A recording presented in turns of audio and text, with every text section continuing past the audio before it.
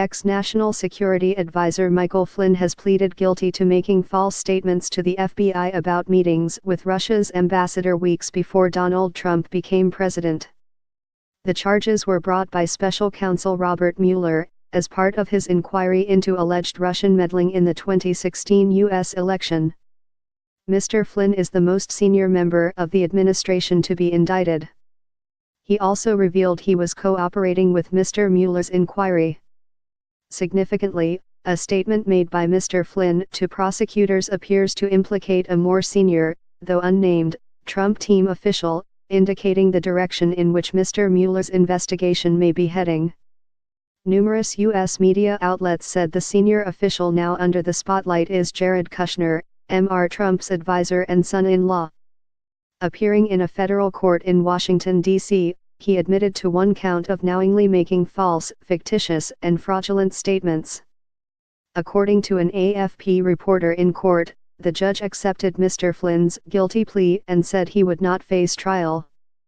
Mr. Flynn then issued a statement in which he said, "I recognize that the actions I acknowledged in court today were wrong and, through my faith in God, I am working to set things right."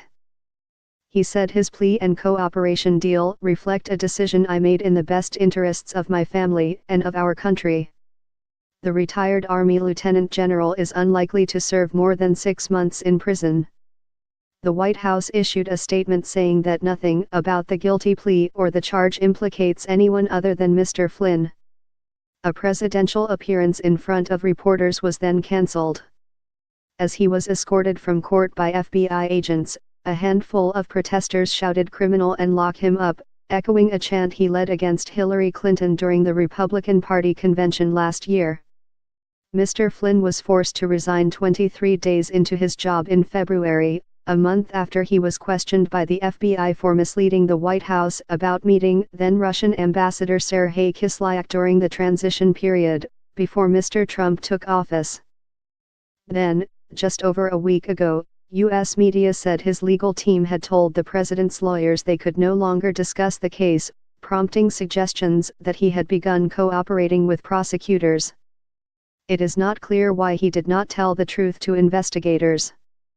But it is illegal for a private U.S. citizen, as Mr. Flynn was during the transition, to conduct foreign affairs without the permission or involvement of the U.S. government. According to the charge sheet, Michael Flynn is accused of. Mr. Flynn is not the first former Trump official to be charged.